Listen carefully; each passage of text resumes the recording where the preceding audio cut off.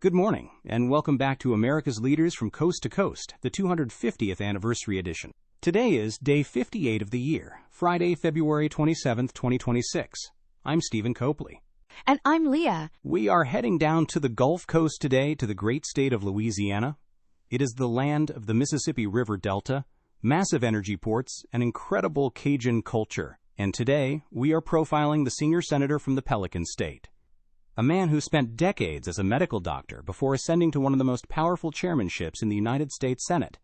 We are talking about Republican Bill Cassidy. Stephen, Senator Cassidy's background as a doctor completely defines how he approaches the federal government.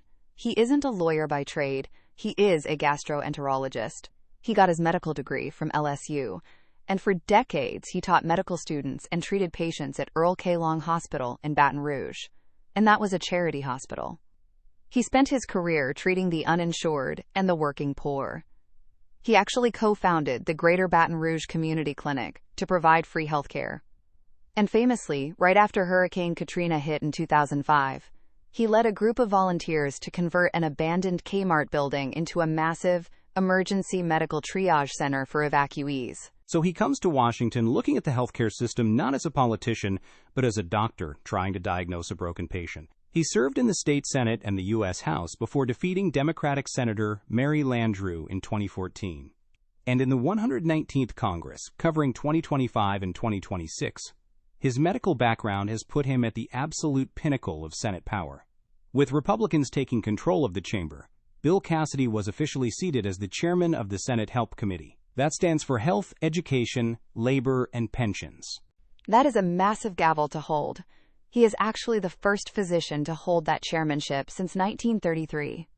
And he has hit the ground running, launching a massive conservative legislative blitz. As the chair of the Help Committee, he has direct oversight over the FDA, the CDC, and the National Labor Relations Board. Just recently, he introduced a massive labor reform package. The flagship bill is called the Worker Results Act. He argues that the Biden-era NLRB heavily favored union bosses over rank-and-file workers. His legislation mandates strict secret ballot elections and makes it significantly easier for workers to decertify a union if they feel it isn't representing them properly. He is also flexing his oversight muscles to investigate the government. Just this month, in February 2026, he held explosive hearings targeting child care fraud in Minnesota, demanding accountability for federal funds. He has also been leading a coalition of Republicans, demanding answers from former health officials regarding the promotion of gender transition protocols for minors. And on the privacy front, he introduced the Health Information Privacy Reform Act, which is a major 2026 bill designed to completely overhaul HIPAA protections to cover the massive amounts of medical data being vacuumed up by artificial intelligence companies and fitness apps.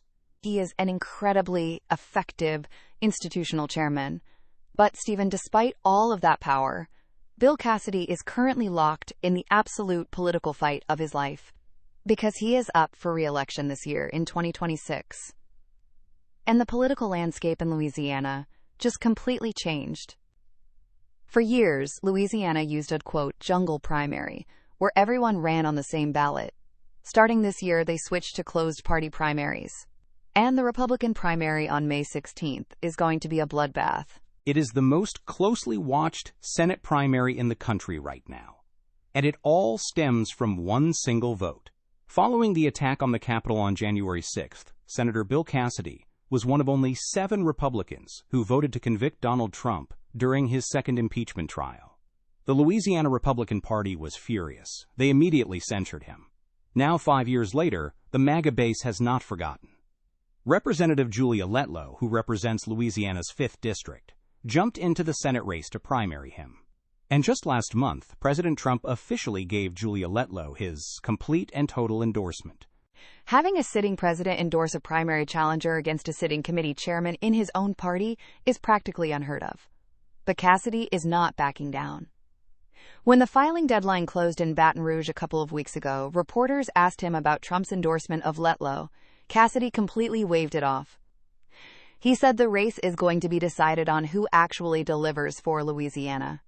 He argues that he is the one bringing home billions of dollars for coastal restoration, energy jobs, and highway funding. He is also playing hardball. Cassidy's campaign actually parked mobile billboards outside the Secretary of State's office displaying attack ads calling Julia Letlow a, quote, liberal. He is aggressively reminding conservative voters that he was the one who cast the decisive committee vote to advance Robert F. Kennedy Jr.'s nomination to be the HHS Secretary, proving that he is fully capable of executing Trump's health agenda. He is basically telling Louisiana Republicans, you might be mad about one vote in 2021, but I am the chairman who actually has the power to fix the country right now. It is a massive test of whether institutional seniority can survive the populist wave. Letlow argues that Trump needs a senator he can actually trust when the pressure is on, pointing directly to the impeachment vote. If Cassidy survives the May 16th primary, he is essentially guaranteed to win the general election, because the Louisiana Democratic Party didn't even field a top-tier challenger. The stakes could not be higher. The doctor who treated the uninsured in Baton Rouge. The chairman of the Help Committee, fighting for his political life. That is Senator Bill Cassidy. That is our profile for Louisiana. Stay tuned for our next profile. Please note, AI assists in the creation of this podcast from pointedwords.com, and remember, better pointed words than pointed swords.